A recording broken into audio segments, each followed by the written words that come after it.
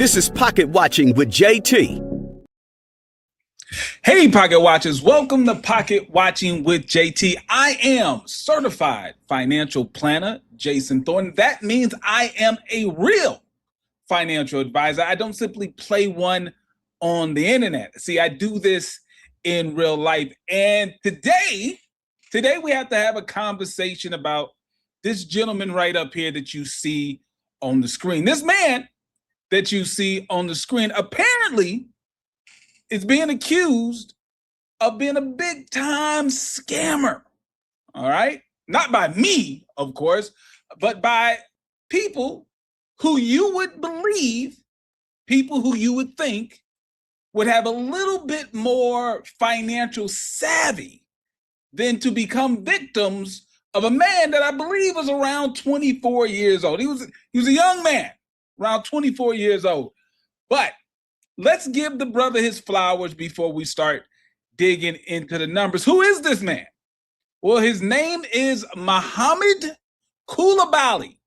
Now, I will not be using that last name throughout the rest of this broadcast because it's a hard last name for me to say. So I'm just going to call him Mohamed or Mo or whatever nicknames that he gave himself. So Mohamed, age around 23, 24-ish. He was born in Maui, West Africa.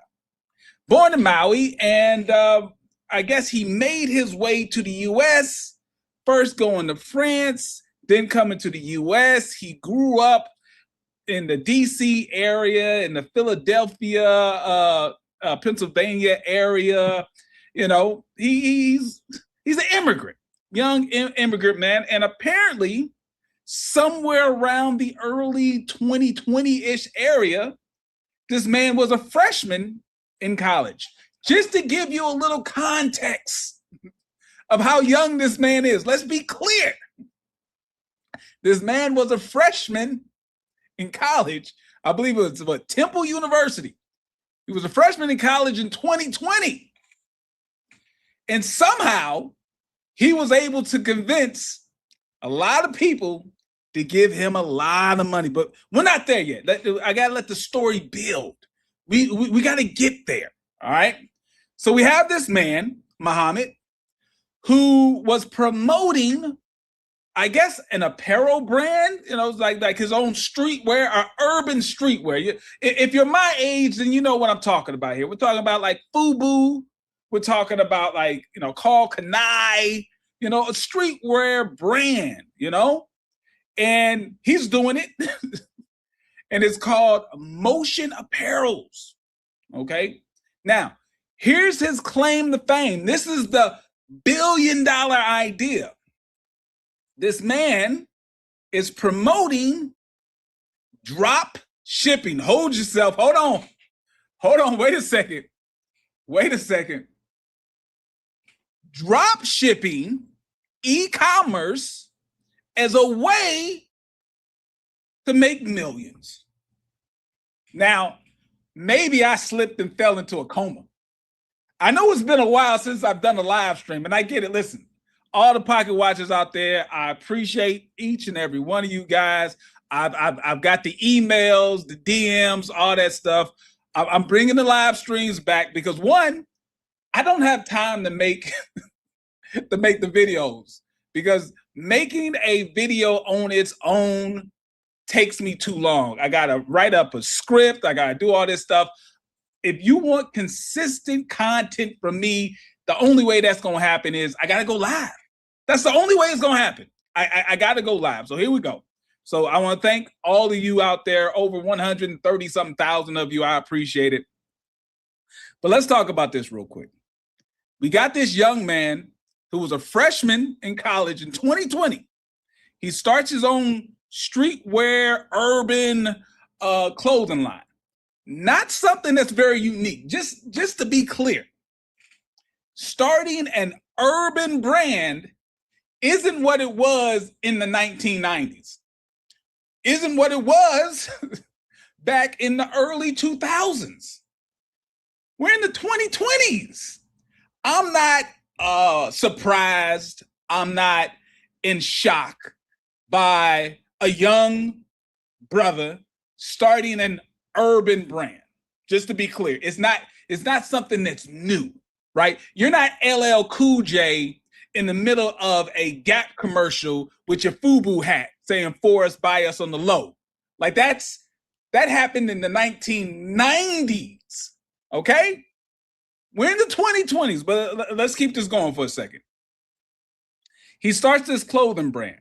Okay, he's claiming that he can offer people fully automated e-commerce websites or stores that they can invest in and recoup their money. Basically drop shipping. I think we went through that whole drop shipping phase about 6 to 8 years ago, I think. At least. I want to say 10 years ago, but it's been a minute. It's been a minute for the Pocket Watcher. But y'all can let me know in the chat. But I think drop shipping is something that has been well known as a fad that is way watered down. But okay, drop shipping. He made also other claims about, private flights that he takes and, his association with former athletes, all these things, celebrities, he's rubbing elbows with celebrities, which, remember, all of these things are red flags, to be clear. All of these things are red flags when you wanted to invest with somebody, but let's keep it going. Here's something I want you to pay attention to. Apparently, somehow, some way, this man gets featured in Forbes magazine. Online, of course, but when you say magazine, we're talking about website usually now, but Forbes magazine, he's featured. Says everything is inspiration. Mohamed Coulibaly on Motion Apparel. Now, this is his brand. Motion Apparel says the soccer player has always loved fashion. It was even his first business. Now, about to drop his latest collection. Coulibaly met with me to talk about the work he loves and why fashion matters. Hold on a second. Let's just wait a second. How, just to be clear, how would a man be a scammer if he got featured on Forbes? Hold on, I gotta give a big shout out. Hold on, we got Tony in the bed. Listen, Tony, I should have reached out to Tony because Tony, obviously, this is right in his wheelhouse. Former NFL player. He's in this space. I should have hit you up, Tony, but listen, man, I didn't have the time. Next time I got to make sure I make the time because I know you got insight. If you want to, I'm going to drop the link in when I'm done with my notes here, and maybe Tony can come up and he can fill us in on what's going on. But I just want to focus here. There is a man featured in Forbes magazine. He can't be a scammer.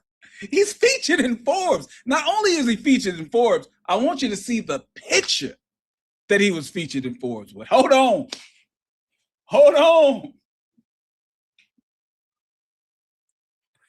The man is in Forbes magazine, stepping off a jet looking as legitimate as possible.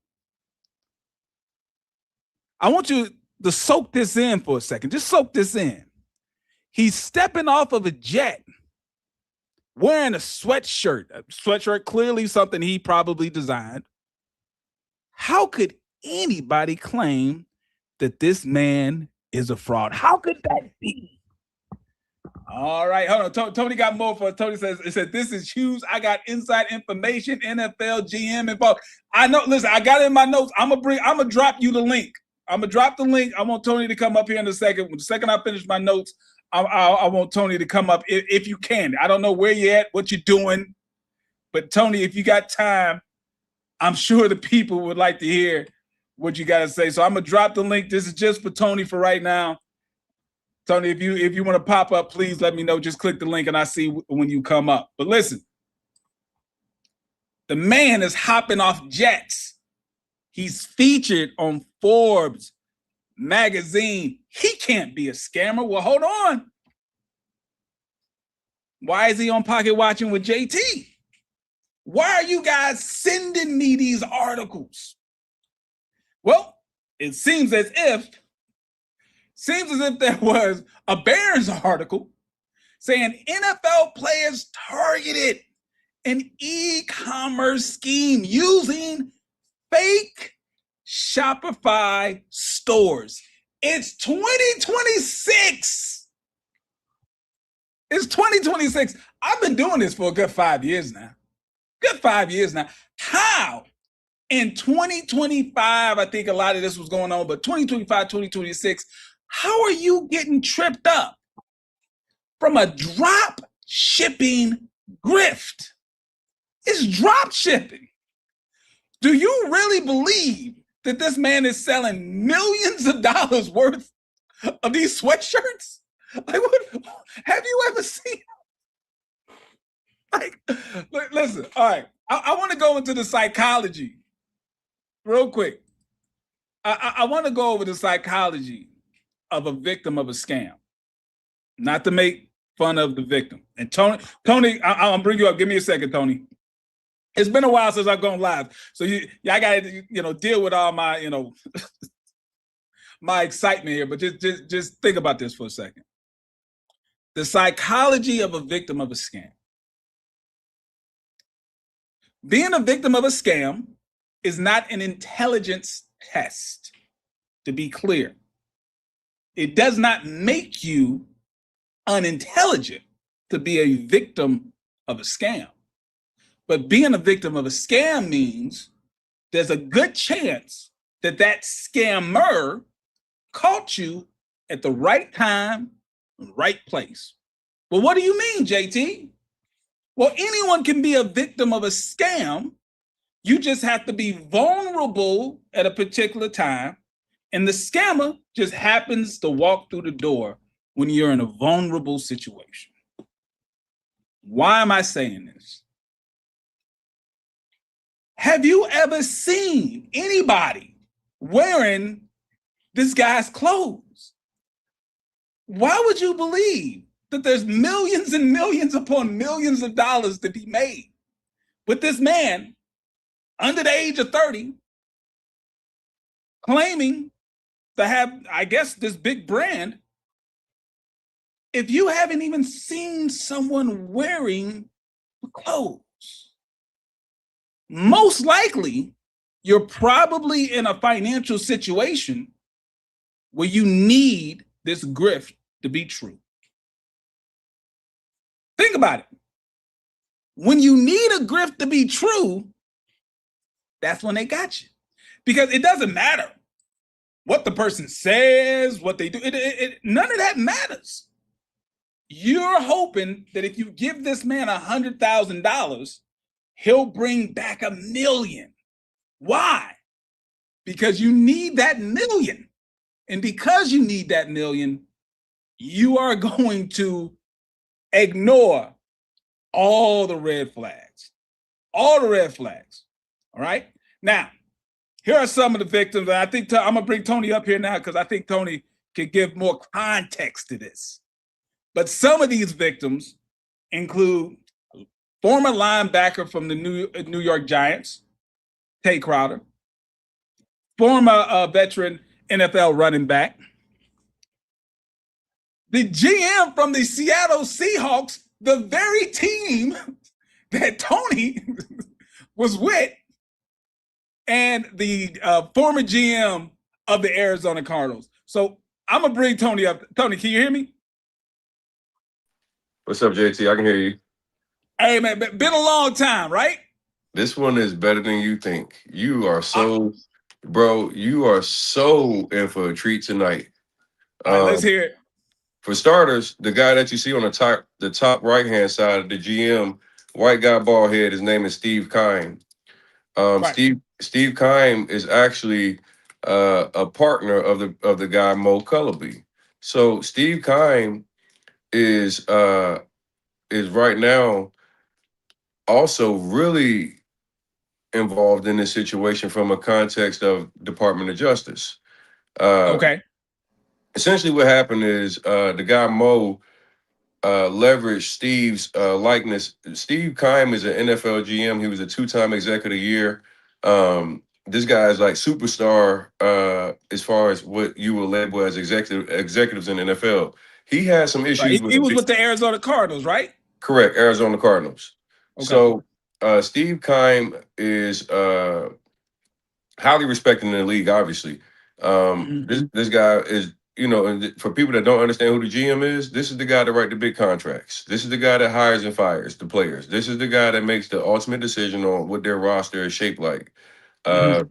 so obviously, like when we see these players, and a lot of these players are alleging that Steve was one of the main reasons that they invested because they felt confident that because there was an NFL GM also taking part in this thing that it was legitimate. Right. So over the last couple of days, I've had conversations with Steve. I talked to Steve actually earlier today, um, and I mean, like, I got tons of receipts, bro. Like he sent me receipts from on his behalf. I spoke to players who there's players that haven't come out. Like I'm talking about $1 million plus, like it's huge. There's players that I'm actually speaking with, like literally their father and everybody on the phone, like big deal. Where these guys, this isn't done. But I mean, what you think this is a lot bigger. This dude Mo Mhm. Coulibaly was getting everybody. He had gang members, rappers, NBA players, NFL players. He was living a life that was like, if you look at his TikTok, holy smokes, you would thought this dude had, 200-300 million dollars. The lifestyle was outrageous. And so I was talking to one of the players today, and the player was basically explaining to me that what he was doing was he was telling people that obviously they were getting this Shopify store, but what he was doing inside the Shopify store was he was creating fake purchases. So these players were getting stores that they were told were already profitable stores. Right. Um, No, right. That whole the done for you line. Me and Cody have talked online and offline about people selling the done for you stores. But he was basically he's faking the numbers in the back office of the website. So when you log in to look at the numbers, it looks like it's popping. It looks like hundreds of thousands or millions of dollars worth of transactions are going through this Shopify store, right? 100% correct. And Okay. I know typically I heard you at the beginning say, hey, a lot of people that get caught in scams are typically desperate or looking for this was the exact opposite. These guys were approached in the context of obviously they already had wealth, they got money, and they were basically being told from their other teammates and friends, and then obviously saying that they were influenced by Steve Keim, Mhm. is that this was a lucrative business that they were making money from.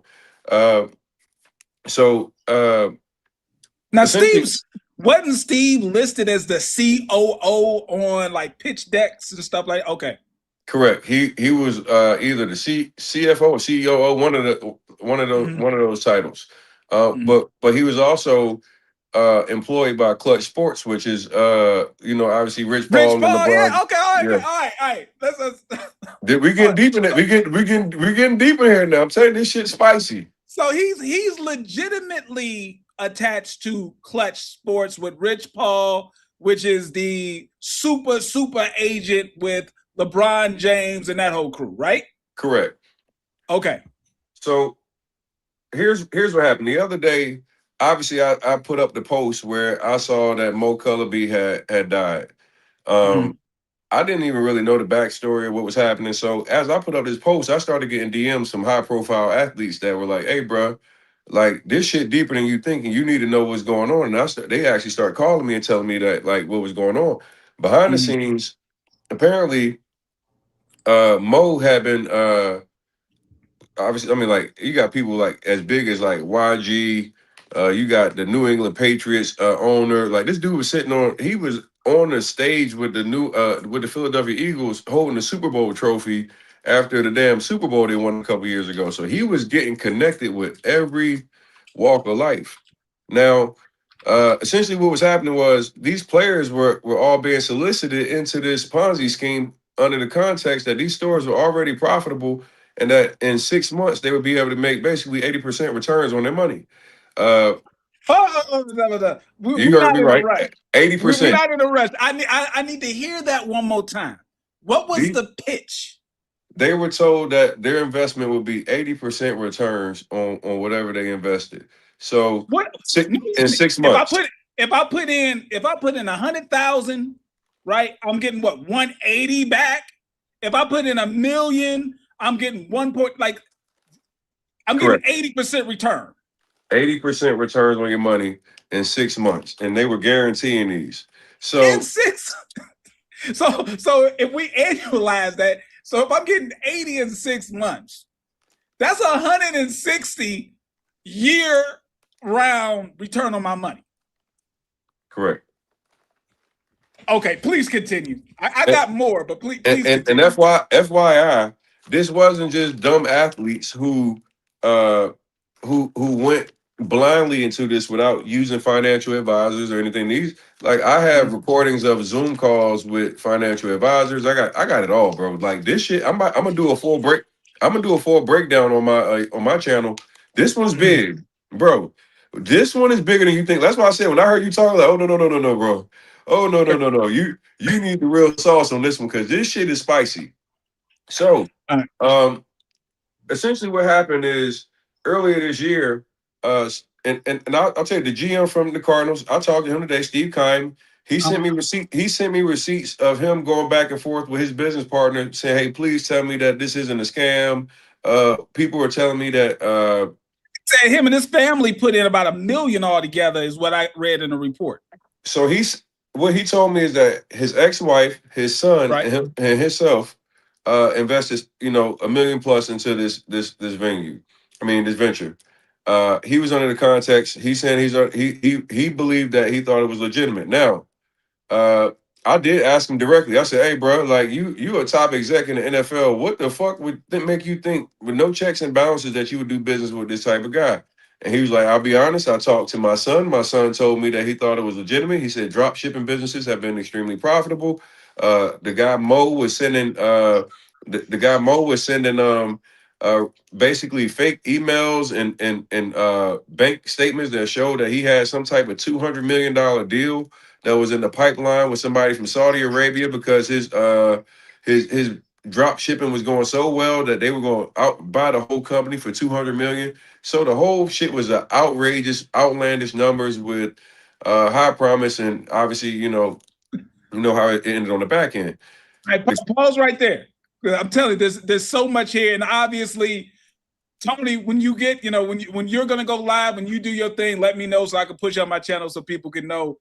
But you got to slow it down because listen, I'm not a New York, Wall Street wealth manager. I'm just a simple, small town, financial advisor.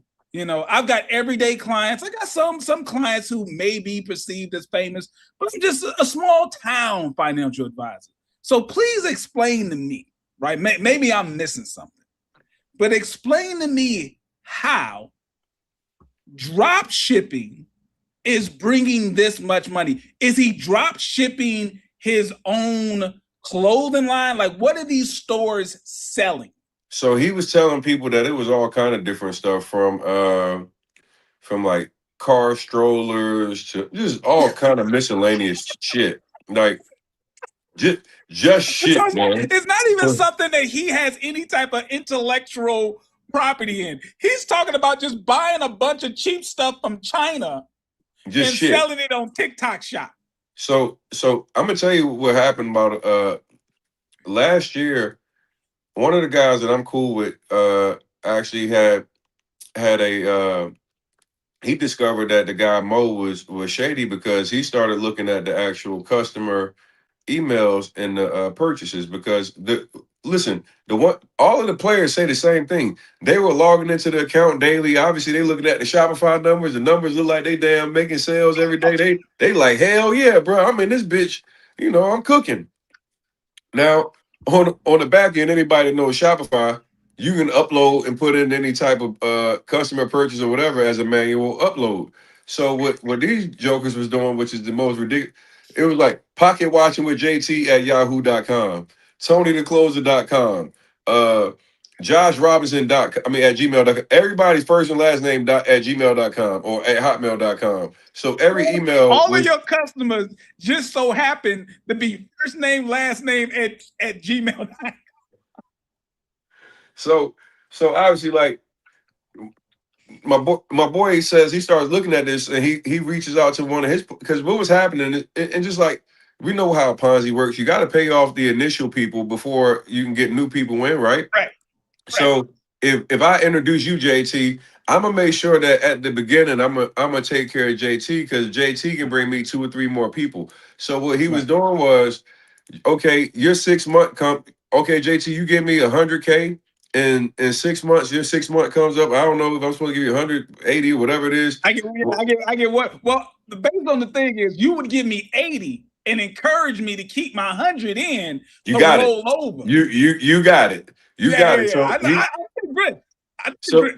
yeah, so he's telling every person, hey, let's keep doubling down, rolling over, because if you put in, so essentially he had one guy, and I ain't gonna say your name yet, boy. You know I want to say your name. I ain't gonna say your name yet. So one of my boys, he puts up $100,000. He puts up the 100,000. He also introduces like 2 or 3 of his friends to the situation. They find out and start looking at the purchases, and they were like, "Hey, bro, what the fuck? Like something's off right here." So they end up getting their money back, and then he tells me a story of uh, now trying to help his friends get their money back, because he said he reached out to his friends like, "Hey, bro, I messed up. I didn't know that this was a bad deal." He's helping the guys get their money back. It just so happened this guy Mo happens to be at a hotel across the hall from the guy that he had scammed his friends. He walks out the hall. He sees him. They rumble in the hallway. Like they start rumbling in the hallway, JT. Listen what I'm telling you. And this is the ex-football player. This is an NFL player, like a defensive player in the NFL. This nigga done got scammed. He got his money back, but now his friends still looking for their money. They just happen to be at the same hotel. Just so happen to be on the same floor across the hall from each other. Can't make this up. He says he walks out his door. He sees Mo, pulls Mo's hoodie over his head. Bow, bow, bow. His custom hoodie, the custom hoodies that he was making. Listen, they rumble. Now he goes and obviously he said after that they actually gained a mutual respect because they fought. He got his money. They got his money back. He gained a mutual respect. No. Listen to listen to this shit now. So now, a couple months later, Mo comes back and now he's got a bigger opportunity. Stop it. Not a big opportunity. Next level. $1 million.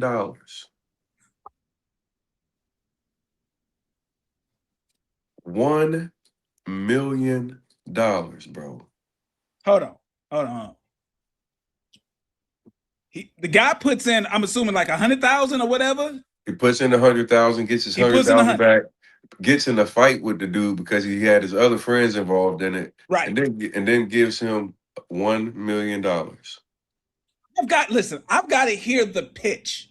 How does he pitch a man who realized that he was getting grifted, got his $100,000 back, then fought the man to be able to get the money back from his friends who he got into the grift? What is the pitch that now entices him to give him 10 times the money? From what he tells me was the pitch was having Steve Keim attached. So now that the former GM of the Arizona Cardinals is attached to it, I'll give you $1 million. What he says, and this is his words. He's alleging that his comfort obviously increased with the fact that there was an NFL GM that was involved. They had a call with his financial advisor. His father, he sent me screenshots of like, I'm telling you, I got the screenshots, I got it all. And he said that based off, he was guaranteed that it was legitimate. Uh-huh. Steve, obviously with Steve being there, he saw Steve and thought that that would obviously be, there's no way, an NFL GM would be involved in something that would be shady.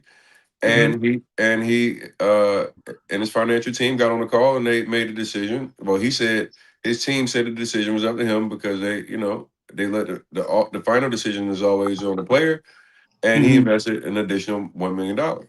1 million, and I guess he's supposed to still get this 80% return in 6 months. Correct. 80% return in 6 months. Okay. So come that happened in the end of 2025. So like December 2025, he gives the $1 million. Right. Coming into 2026, I guess around February or so, Yeah. they start. So I got on the screen right now. Now this is from my research. I think you got way better research than me, but from my research, what they have here is around February the 23rd, right? 2026. They got the whistleblower complaint.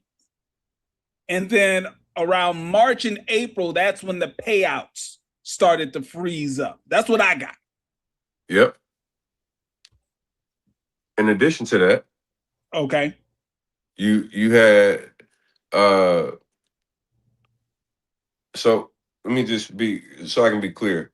Mm-hmm. In my conversation today with Steve, I was asking him, very direct questions because I told him, I said, for one, if you have no guilt in this thing, I want to make sure I'm fair to you, and I don't want to just put out something that would be slander or defamatory.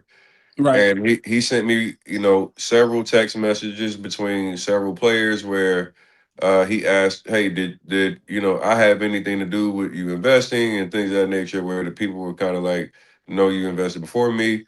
But a couple other players that I spoke to was like, "BS. I talked to him. He was involved. He's trying to play the game."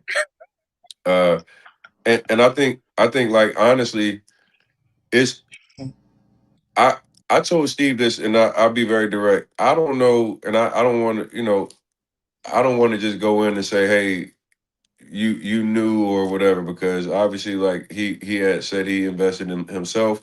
I told him, I said that this sounds very similar to the DJ Envy and Caesar situation, where you had one person that was like going basically legitimize the business, then you had the loser, right? Mm-hmm. Uh, Obviously, like if you look at the DJ Envy and Caesar situation, Caesar, and just that's an update. You guys getting breaking news update. Caesar is going to plead guilty next month. Uh, he's not getting any plea deal. He's accepting the guilty, and he's facing 110 years in prison. So that's an update. Hold Yeah, on, hold on. So Steve's opinion is going to plead guilty in about a month.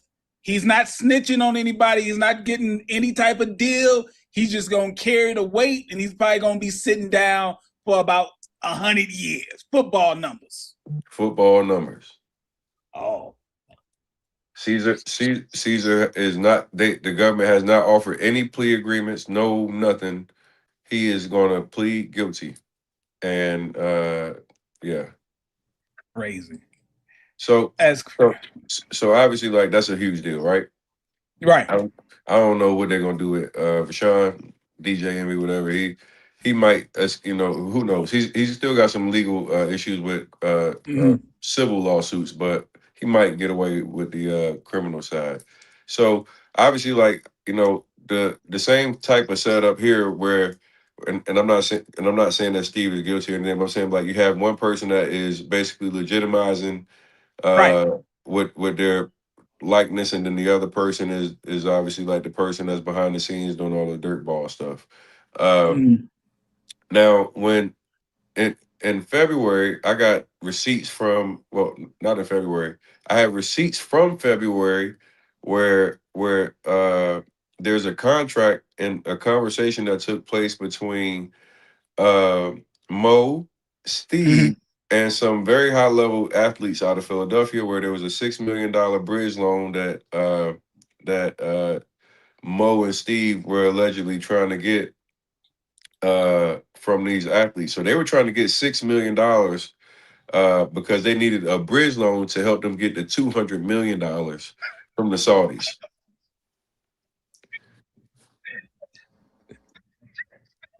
Much of a classic scam, the bridge loan scam. I mean, it's like if the business opportunity is what he claims it is, why would he need to get a $6 million loan from individual investors at a ridiculous rate, right? Whatever the rate is, the rate's got to be ridiculous, right? Mm-hmm. Why wouldn't you just go to a bank? A bank would give you that for a fraction of the interest that you're promising people. Why wouldn't you go to a bank? So this is where it gets interesting. So let me go to my receipts here. Like receipt guy a little bit. Right. So this contract between Vent Motion and the party was for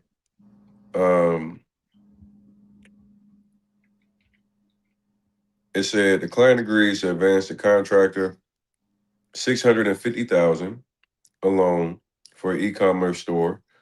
The loan is a short-term loan, is not to be a consumer loan. Guaranteed repayment. Contractor unconditionally promises to pay the client a total repayment of $1 million. The guaranteed repayment amount will be on or before May 9th of 2026. So think about this: $650K up in February, and by May you're supposed to be getting $1 million. Oh. So 650 is the loan. He's going to get back $1 million. He's going to get back $1 million, right? So that's what, about 35% quick boom, right? On top within a couple months. Yep. So a couple months you get that. Now, and once again, this isn't pointing blame on anybody. Well, this contract from Vent Motion has Mohamed Coulibaly as the title authorized signature, and the other person from Vent Motion is Steve Matthew Keim, the NFL GM. These are the two parties that are on the side of the loan. Based on this, did Steve sign the note, or is his name just there? Now, let me finish. Go right ahead. Let me finish. Go right ahead. So when they sent the contract, just like you would do, you want to, hey, let me see some financials and things to make sure that your business structure and everything is in order. So the financial team of these athletes wanted to review and get some statements, bank statements from Mo, to be able to verify what their current financial status was. And this is where things get interesting. So Mo provided a Wells Fargo statement. The Wells Fargo statement has Vent Motion LLC with a account number, a beginning balance of $14,312,646.14, and a total debit of $2.7 million throughout the month, and it had an ending balance of $13,901,558.70. Okay. So slow. Okay. Once again, I'm not the fastest guy in the world, so let me just get this in my head. The man needs a bridge loan. He's borrowing $650,000 from somebody. He tells this somebody within a few months, you give me $650, I give you $1 million. I'll prove to you that I can give you that $1 million by showing you a bank statement from Wells Fargo that says I have $14.5 million in this Wells Fargo account, right? 14.3. 14.3, I'm sorry. 14.3. And it never comes to the mind of the person that says, if you have 14.3 liquid, we're talking about wet. We're not talking about in stocks. We're not talking about in real estate. You got 14.3 million wet. Why do you need my 650,000? In addition to this, for those who don't know, he's putting the screen, the phone up to the screen. So I'm looking at the receipts right here. This is ridiculous. This shit is fake. Of course it is. So the guy goes to verify this statement, and they also were members of the same bank. So he leveraged his relationship with the bank to say, "Hey, to check this out." It's like, hey, he gave me a statement from you guys, Wells Fargo. I'm a customer here at Wells Fargo. Can y'all just verify this for me? Is this legitimate or not? And they said, absolutely not. Of course they said no. So he confronted Mo about the legitimacy of the yeah, somebody said ChatGPT generated the Wells Fargo statement. Hey, listen. So after being confronted about the fake statement, he provides another bank statement from another bank that was also a frivolous bank statement. Now, these people, and once again, this is alleged because these are what the people are telling me. Right, we don't know yet, but this is a story that we got. The story that this guy tells me is that not only was Mo involved, he said Steve Keim was also involved. Steve trying to push to get this loan. Yes, and it was all to help them hold and do something until they were able to get this $200 million Saudi deal. All right, so hold on. This man is selling people Shopify stores, right? Shopify stores. It's not like this is Fanatics, right? It's not like it's its own platform where they're selling stuff. He's talking about Shopify stores that are selling cheap things that you get from China, a warehouse in China. You get it for 2 cents per product because you're buying hundreds of thousands of them. And then people buy it at home online and they get it shipped directly to them from the warehouse. And that is supposed to be something that the Saudis, right, want to invest in instead of them just drop shipping directly from China themselves. That's supposed to be the business plan. That's the pitch. Buy my drop shipping connect and not get a drop shipping connect of your own. So this thing, like, from multiple layers of obviously, like, these NFL guys obviously have plenty of capital, which makes them an easy target. And then this guy Mo, he was taking pictures with Jay-Z. I saw that. He was with all the big dogs. So it makes it feel more and more legitimate because there's no way somebody that's not really getting into the business and getting motion could be connected to so many people. Can get that close. Yeah. So obviously, people start biting based off that. So this dude, he gets in deep. He's got gang members. He's got all kind of people who he's in debt with. So over the last few months, yep. So over the last few months, before he was taken away, he started desperately looking to try to sell his belongings. He was like selling watches, fake watches. His jewelry had moissanites and stuff like that.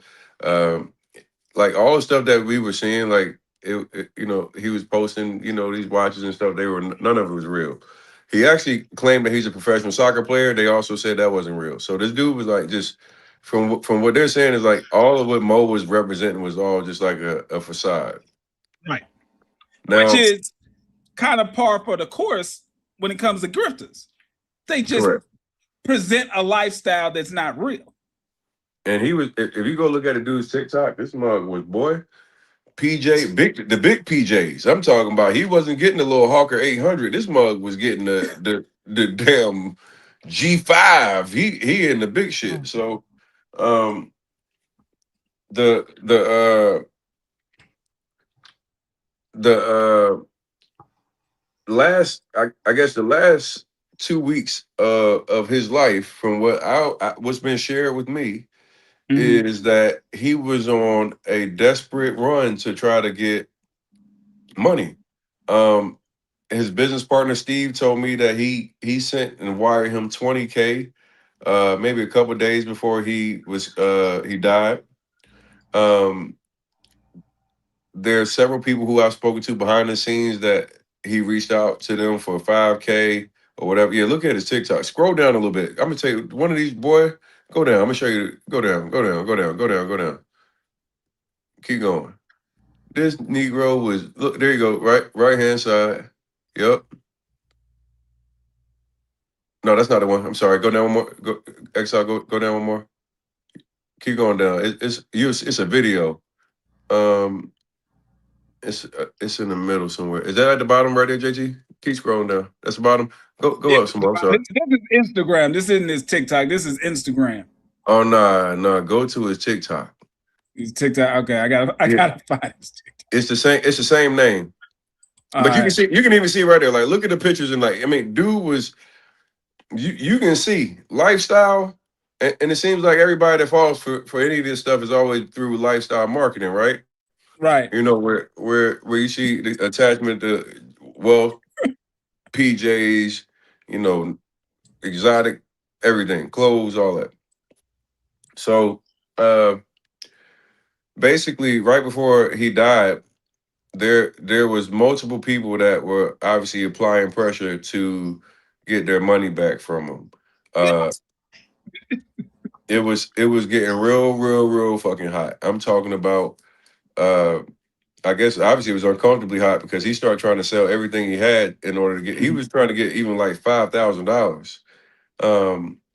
And I'm talking about people that send me proof through text, like up until 2 days before he passed away. So he was desperately trying to, fill gaps, and that means that the money had been cut off. Right. People were obviously looking for their returns, and then he's not delivering, and then they find him in his pool unalive. Now, the crazy part is that even his business partner Steve said that he flew into Philly that week before he died just to try to confront him on saying that he didn't have access to bank accounts. People were like questioning him about what was going on, and he was trying to figure out if this stuff was legitimate or not. And obviously, a couple days later, after he gave him the money, he was no longer alive. Drop shipping, though. Drop shipping. There's not enough yo-yos in the world. There's not enough hula hoops in the world where this makes sense. Like the business plan is predicated off of greed, because none of this makes any sense of being able to make this type of money, to do this type of stuff. Oh, I see him with at Meek Mill. Was Meek Mill an investor, or is he just bowling for fun right now? Hey, yo, what was he telling y'all were selling? This is my other joint. I got two. Yeah, it's me. It's Tony. Tony's getting some inside information for us, people. Let's listen up. What were they telling you that you were selling in the stores?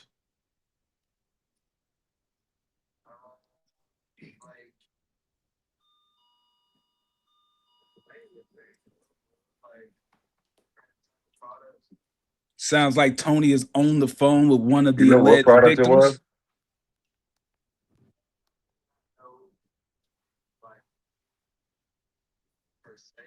Mm-hmm.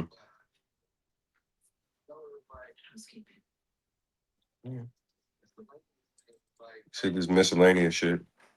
It just doesn't make any, like, I don't get it. I don't get it. But once again, maybe I'm the fool. Maybe I'm the one that Like doesn't Valentine's Day shit. understand how Just business a whole bunch works. of miscellaneous just shit. Cookie cutters. Cookie cutters.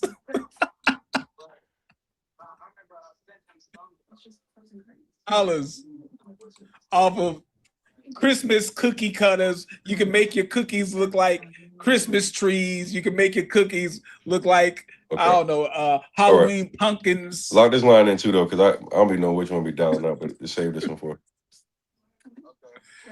That's my man in the background. Listen, y'all got it. Oh, this is the picture with your boy, though, right? That's him with Steve. We know you on their ass. We don't know. Here he is with Steve. Can't nobody hear you, but we on their ass. Man, he's sleeping on the private jet. I will. I'm sorry, boy. I'm sorry. Listen, Tony, you can call me Petty Tony, but I can tell you right now. Okay. A man. I'll make you back, my boy. A man that wears a see-through shirt like this will never get my money.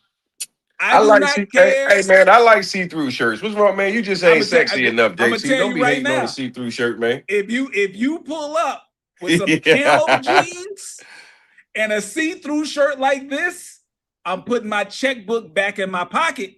I'm not giving you 1 red cent. I can't do it.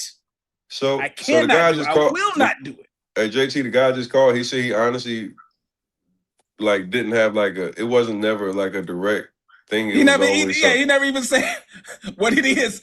What's being sold on the website? Oh man, little knick-knack stuff. This and that, little this and that, little holiday season, little knick-knacks, miscellaneous. Little knick-knack stuff, miscellaneous stuff. Hand me $1 million. Let me get, because see, I thought, silly me, I thought he was selling this clothing line, the Motion clothing line. I mean, to me, that would make sense because he claims that he's, he's basically FUBU for 2026. I'm thinking he was getting investors in a company that he owns intellectual property in, that he would then be selling all over the world, these Motion jackets and Motion whatever. Hey, what was that makes more sense to me. Shopify store, do you know? Than what people being told was being sold in the store. Knickknacks. I mean, Okay. He looked like he's living his best life, but obviously the pressure got to him. Seems as if the pressure got to him. It ain't no doubt about the pressure got to him. He in the upper room now. Because, and this is a lesson. Like obviously, there's parts of this that I find humorous, but it's not all funny because the problem is him passing makes it even harder for the victims to get the money back. Him passing away now cuts off information that a lot of these people need to look for to get their money back. Here, I got this one lawsuit here. Now, this is somewhat recent. It looks like it was June the 25th of this year, where Madison Capital Group hit them up for, I believe, breach of contract. Let me see here. And if you invest in money with anybody, you should do a quick search on their name to see if anybody is suing them or if they've ever been sued for taking their money. But Madison Capital Group, Inc. was suing the Vent Motion LLC and, Mohamed here. How much did they say he got it for? Looks like $250,000. We haven't agreed a value of $374,750. The purchase price was said receivables of $250,000. Hold on, let me see.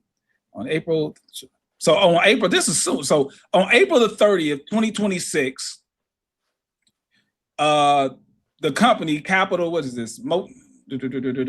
Madison, I'm sorry. So Madison Capital Group, Inc., they're the plaintiffs. Madison Capital Group, Inc. went into a deal into a standard merchant cash advancement. Okay, so this is another telltale when a company's doing bad, all right? When they need factoring, right? I know Tony knows what I'm talking about, but for those of you who have never dealt with billing people and you get your money in 30 days or you get your money in 90 days, this is basically how it works. If I've got this big invoice, someone is going to pay me $20,000, $50,000, but it's a company that pays you 30 days after you bill them or 90 days after you bill them. The money's good in a sense. The problem is you got to wait 90 days to get your money, right? And in those 90 days, you don't know what's going to happen. So there's other companies, there's other financial companies that will buy that invoice for you and they will advance you the money, right? So it looks like they got, it looks like they gave them $250,000 to receive. They're supposed to be receiving $374,750. At least that's how I'm reading it right now. Very, very similar to the contract that I have with the other people who were sent to them in February. So okay, imagine how many people they were getting at these numbers: $1 million here, 500,000 here, 250 here. Oh, okay. Now the grift makes a little bit more sense to me. Okay. So he's going to people saying, hey, I've got this money coming. I got 200 million on the way, bro. I got 200 million. The Saudis is about to give me 200 million. You need to get down, and this is going to be, you can get it. You can get in and get some of this money. Hey, see, me and Tony the same age, so I know Tony remembers this, even though Tony looks way younger than me. But me and Tony are around the same age. You remember Busta Rhymes had that song, I'm getting A-Rap money. Getting A-Rap money. hey, look, that's funny as shit that you brought that one up, but that's literally how he positioned it. He was telling people he was getting money from overseas. It was $200 million. And obviously, like, I guess it was believable because people were like, he had the stars of the team. Oh my God. He not going to like the low level athlete. This nigga is going to the stars. He's getting them guys with the big contracts. But understand, the guys with the big contracts will influence all the other people underneath them. Exactly. You get the big contract guy in the locker room, everybody else is going to follow up. Because everybody thinks the last guy is the one who did the due diligence. Because they're thinking, well, I ain't got to do the due diligence because if so-and-so already invested, he must have did his due diligence. I can just jump in. But imagine how good of a scammer you got to be to get a general manager from the Seattle Seahawks who's a current fucking active fucking, like, understand what I'm saying? This dude, that's crazy. He was able to scam the Super Bowl winning GM of last year. That's crazy. I mean, this is him at the Super Bowl. This guy isn't the one that Tony's talking about. That's Steve Keim. This is Steve. You're talking about the other guy that I had up here. Let me find the thing real quick. This one. Let me take this down. Bring this up real quick. You talking about this guy right here in the Seahawks on the third shirt. picture? yes, that is the GM from the damn Super Bowl winning team. So let me ask you a question, and let's just think about this on some real shit. How in the world would a low-level Negro like that get into the room to be able to have a conversation with NFL execs? That's crazy. That's crazy. I mean, this guy, like we said, the guy was a freshman at Temple University. I think it was Temple or whatever. It doesn't matter what school he went to. He was a freshman in college in 2020. So, like, he's 24 or was 24, 25 years old. How's he able to work his way into these rooms? bro. and get millions of dollars off of a Shopify store grift. I mean, but you got to understand, like, a lot of athletes are like, people typically like to bust an athlete down for saying that they went broke for doing, and overspending and doing all that stuff. So these guys are sitting there getting financial advisors involved. They're thinking that they're getting involved in what would appear to be a legitimate business, and obviously they think it's legit, even more legitimate when you start hearing some of the names that's involved. And Right. then at some point, Mo wasn't always working with Steve. At some point, Steve Keim gets involved, and then obviously that makes it seem even more legitimate, right? Right. It goes from, okay, this dude was working by himself. Now he's got a GM from the NFL who is also working with Clutch Sports. Like, holy, like, Right. this has to be legitimate. There's no way that somebody that's attached to Clutch and all this stuff would have any attachment to a predator or a scammer. And obviously that took people's guard down to where they were able, they started investing, and we see what happened on the back end. I talked to, once again, I talked to Steve Keim earlier today. He told me this week that he had about a 2-hour conversation with the Department of Justice this week. He said that, huh? I bet he had a nice conversation with the Department of Justice. He said that he was very forthcoming. He had nothing to hide. That he had nothing to do with any scams. He was trying to help people get their money back, and he felt terrible about where people were. Once again, I just kept asking him, and I've talked to him about 3 or 4 times. I say, bro, how the hell did you get, as an NFL GM, get involved with this dude, bro? This guy, like, and Tony, sometimes they're a little hard on us, right? When we say there's certain people we don't associate ourselves with just because it doesn't make any sense, right? Because sometimes people say, oh, you got to give anybody an opportunity, but some stuff just doesn't make sense. Here's the thing that I want to know, or maybe you had a conversation with Steve about this. Did Steve ever pull any money out, or did he always roll over the money back into the grift? From what I was shared, he was able to get some, but not all of it. Right. Okay. So the money that he didn't pull out more than he put in, but he's thinking his principal is still in there growing, and he's just taking some of the dividends off the top. Correct. Yeah. That's the way that they always get you, boy. That's the way they always get you. You give a guy $100,000, he tell you made $50,000, you happy, but you don't even realize he just gave you 50 back at 100 that you just gave him. So he's still up. He's still, the grifter is still winning because they still have all of your, have most of the principal back. So this is great. All right, so I'm gonna finish up this timeline of what we got here. So this is what the official news reports are saying, right? They're saying around July of 2025, this is where Steve and Mo met. This is what the reports are saying.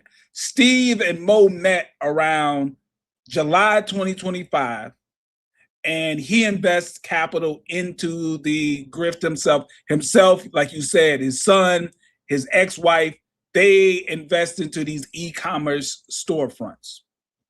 Around fall of 2025 and early 2026, it says that Mo integrates Steve into the marketing material as the COO, the Chief Operating Officer in the program. Then in February of 2026, February the 23rd, a whistleblower files a complaint with the SEC, the FBI, and Pennsylvania state regulators, okay? Saying that the data was forged, that the Middle East investors was all fake, and they say between March and April of 2026, that's when the payouts stopped. Now, from your insiders, Tony, What was the reaction when the payouts stopped? Did he warn them that, hey, something happened, or did they just wake up one day and they weren't getting their payouts? No, you know how it goes. When the money dries up, people are panicking. It's kind of sickening because one of the guys, he tells me a story that, you know, he puts his $1 million up. Mm-hmm. And then once he has a couple conversations, he said he was trying to even reach out to Steve Keim to get help. He said that Steve told him, you know, fuck you. And he showed me a screenshot of that conversation. What people? I'm sorry. People. Just reply. I'm definitely not texting people back and forth because here's one of my worst nightmares. I'm in a courtroom somewhere or in a room with somebody and they slide me pictures of text messages. I can't imagine a worse situation of them sliding you pictures of text messages and saying, "Is this you? Did you say this? Did you do this?" Like, what happened? And you know, I'm not a big believer in criminality, but what happened to the old mob concept of, hey, we talk in person? Like, if you know something crazy is going on, you're not sending DMs, you're not emailing, you're not even talking on the phone. I'll meet up with you in person and we'll have a conversation. Hell, but they might be wearing a wire. You don't even know anymore. But this self-incrimination is crazy. Self-incrimination is like, it's the only way to go now in 2026 because nobody's meeting face to face. It's all digital footprints of every single thing you do. There's going to be a digital footprint. This is crazy.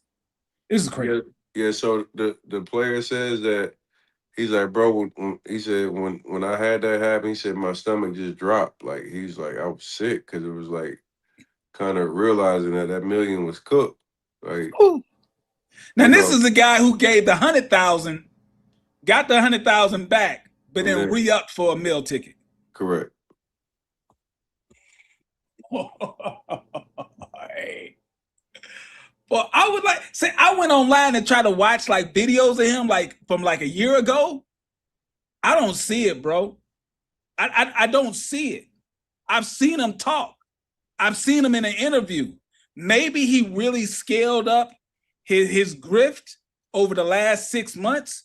But if y'all go on YouTube and you type his name in, you will find interviews that he did with like smaller podcasts. And I don't want to talk about the podcasts like they're small, but they're not like the big podcast. But it's a cool podcast. I don't remember the name, but shouts out to them.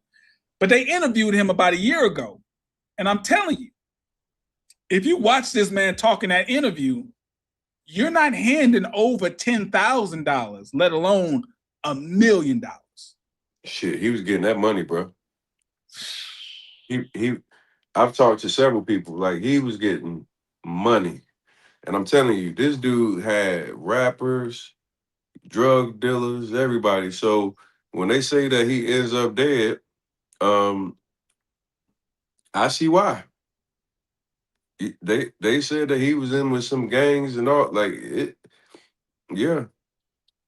See, he's gone now, so no, there's no way I can ask him this question. But what's the end game, Tony? What's the end game? How do you dig yourself out of this hole? Because he knows there's no Arab money coming. He knows that's the lie. So if there's no Arab money coming, you keep bringing in new investors. The debt keeps getting bigger and bigger. How does he think this is going to end? If it doesn't end like this, like what we see on the screen, if it doesn't end this way, how does it end? Because there's no money coming. There's no real business. It's just money transferring from one person to him, and then he'll pay back a little to somebody, but then that's only to get more money coming in. That's the nature of a Ponzi. There's no way to end it. It's just going to be this. This is the only way out. Yeah, other than jail. I think at 24 years old, he ain't think this shit through. I think, and that's obvious. Like, you get that type of money, you done got that popular, you got that many people, and the people that he was messing with, bro. I ain't saying much right now, but this nigga was like, boy, you out your damn mind. Like, bro, hey JT, when we talk offline, you can be like, God, Lee, this nigga was tripping. It's certain people that, bro, I won't even take money from just because them niggas are hell no. I don't want to help you with nothing. 24. I'm trying to think what That when I lifestyle, was man. 24, what I'd have done. Like I can't The see lifestyle, it. man. Everybody want the lifestyle. And he I guess he figured that he could finesse long enough to be able to get more money where he could keep flipping it or whatever. But it never ends how people think it's going to end. Then you can't get that type of money, bro, and not be actually having a legitimate business because people are going to be looking for their bread. They're always going to be looking for their money. It's not as if this was some sort of regulated investment with hold period. Like there's some hedge funds that people invest in that they know they're not going to see their money back for 10 years. Like that's the deal. That's the agreement that you make. I'm going to give you guys $5 million and I'm not going to get my money back for 5 to 10 years. That's not this. This is just a guy with probably a regular checking account getting wired money into. Like this isn't anything that's sophisticated. Not at all. And I mean, it's actually like when you look at what they were sharing me on the back end. I mean, this was just really all front end marketing with no delivery on the back end. One of the guys said that he got suspicious and he actually went have some of his friends order from the store to see if they would get the products, and the products never delivered.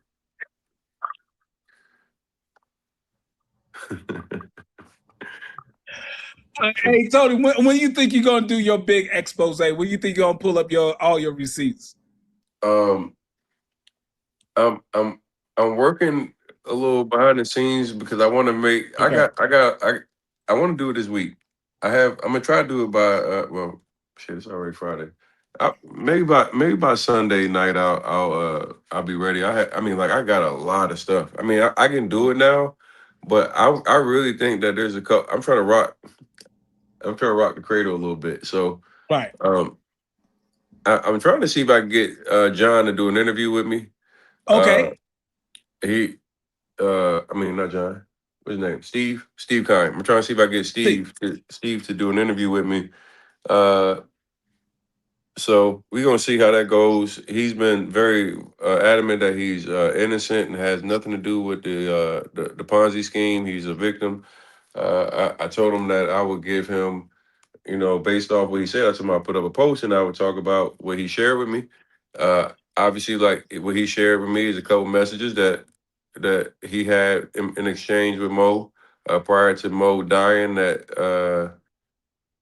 That appears that he was saying, "Is this legitimate?" And I'm not getting my money. People are saying this, that, and the third. So, yeah, I don't know. I don't want to place guilt. I don't want to place guilt on anybody or anything like that. But I think that it would be best if he spoke on his own behalf, and I'm trying to give him a chance to do that. But yeah, the evidence that I have is it's a lot, and the pieces of the puzzle are gonna get interesting for people, and obviously, like, DOJ will make whatever decision they make based off the facts they find. But it's deep, and I just feel bad for the players because we always laugh at players when they go broke and shit like that. You see people always criticize them, but then you got guys that bring in their financial advisors. They go and cross the T's and dot their I's. And Part right there. That's the part where it's negligence.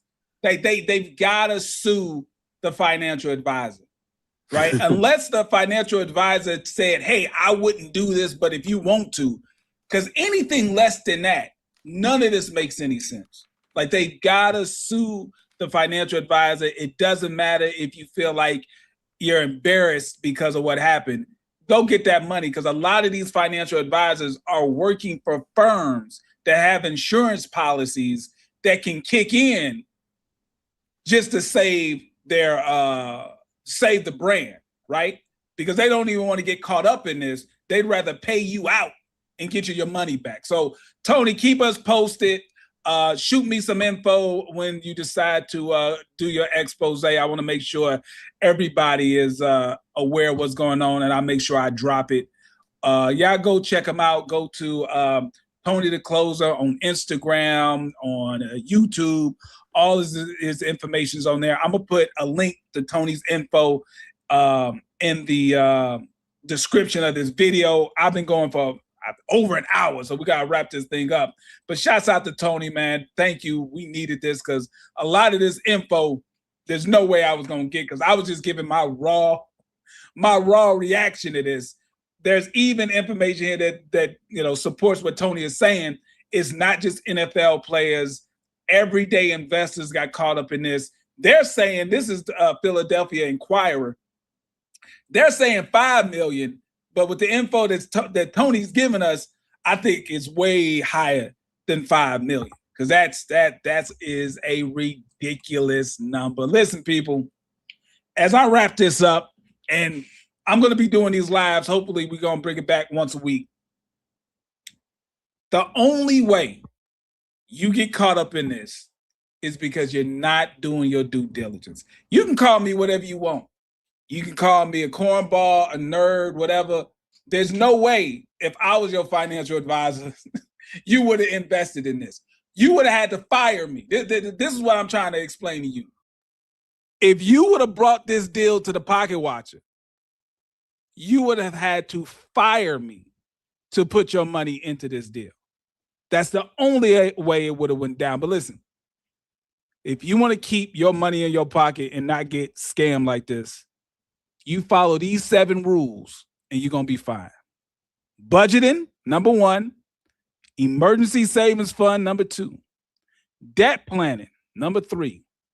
Insurance planning, number 4. Tax planning, number 5. Wealth planning, number 6.